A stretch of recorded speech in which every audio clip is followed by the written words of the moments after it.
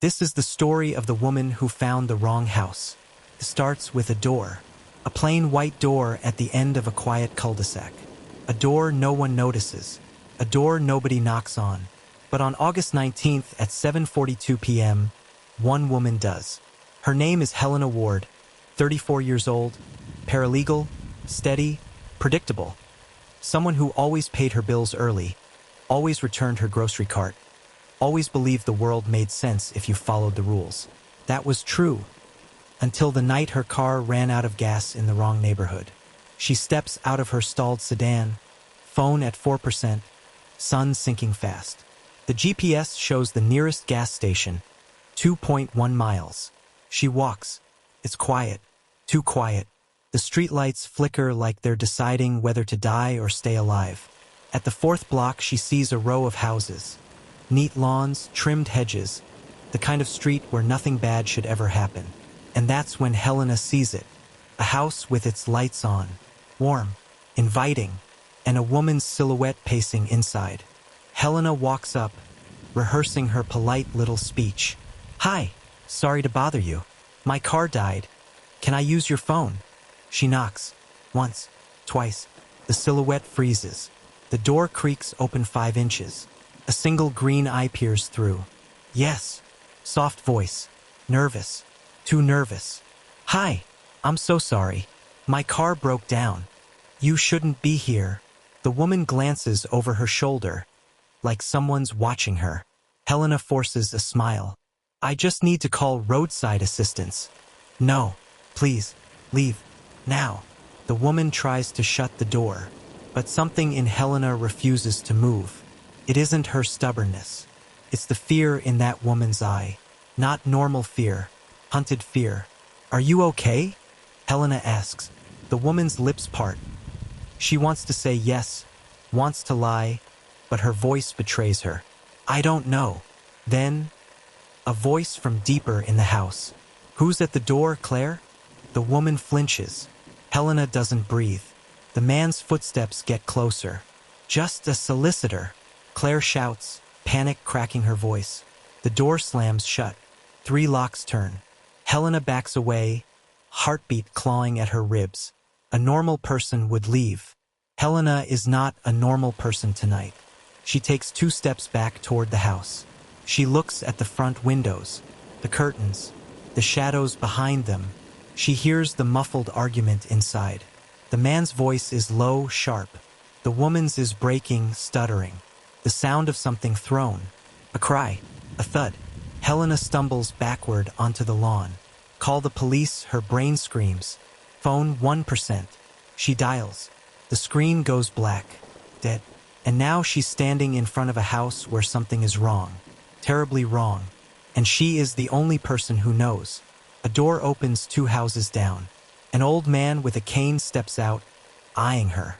"You shouldn't stand there," he says. "Sir, is that woman in danger?" He looks startled, like someone just asked him a forbidden question. "I didn't see anything." "That's not what I asked."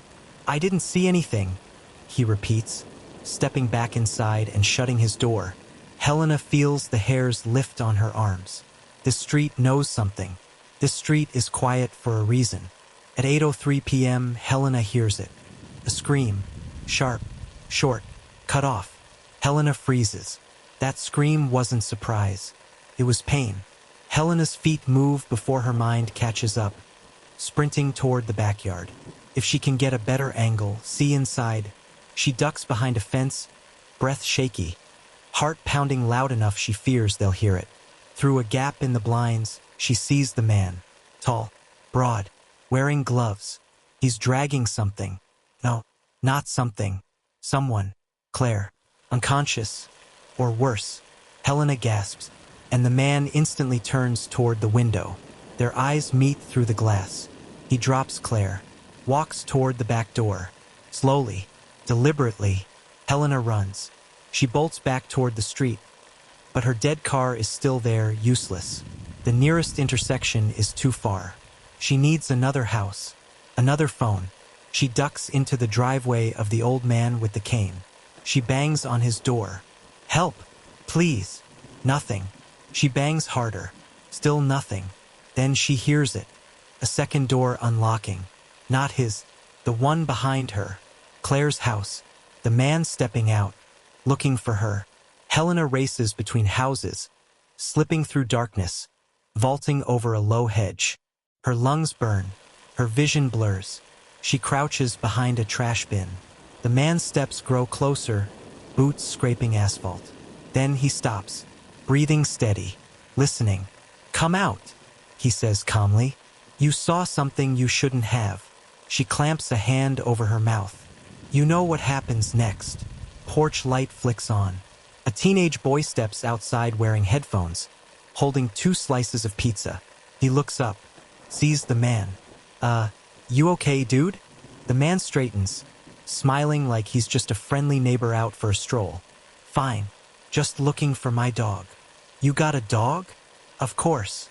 What's its name?" The man pauses. "Too long." "Charlie." The boy frowns. "You told my dad last week your dog was named Baxter." The man's smile cracks. Helena sees the boy's eyes widen, realizing something is wrong. Very wrong. "Go inside." Helena whispers from the shadows. The boy spins, sees her, startled but not stupid. He turns to run inside. The man lunges, but the boy slams the door, locks it, and Helena hears shouting inside. "Dad, call the cops. Now!" The man curses, and for the first time, Helena sees real, raw worry on his face. He bolts back toward his house. Helena knows why. He has to move Claire. He has to hide her before the sirens arrive. And Helena has one chance to save her. She sprint runs toward the backyard again, every muscle screaming. Every step a mistake she knows she'll regret if she lives long enough to regret anything. The back door is ajar now. The man is inside. She hears dragging. Furniture. Something heavy. Something human. Helena slips inside. The house is spotless. Too spotless. Minimalist. Cold. And on the kitchen floor, a smear of blood. Helena follows. Into the hallway. Past the living room. Down to a basement door. Open. Stairs descending into darkness. She hears the man's voice below. "Why didn't you listen, Claire? Why didn't you stay quiet?" Helena steps inside. Her hands trembling so violently she has to grip the railing. 1 step. 2. 3. Her vision adjusts to the dim light. Claire is strapped to a chair, dazed, blood trickling from her forehead. The man turns and smiles. "I knew you'd come back." He charges up the stairs. Helena grabs the only thing near her, a metal coat hook screwed to the wall, and rips it free just as he reaches her. She swings, slashes his arm. Not deep, but enough to shock him. He roars, grabs her by the hair, yanking her downward. She crashes into the railing. Air explodes from her lungs. He drags her down the stairs. "You should have kept walking," he snarls. But Helena kicks hard, connecting with his knee. He stumbles. She scrambles to her feet, slams the coat hook into his shoulder. The man howls, losing balance, tumbling backward down the stairs. The crack when his head hits the concrete is sickening. The basement falls silent. Helena stands at the top of the stairs, gasping. It's over. It has to be over. "Helena," Claire whispers. Helena rushes down, ripping duct tape off Claire's wrists. "We're getting out of here." "No," Claire says, voice hoarse. "Listen." Helena freezes. "The police won't believe you." "What?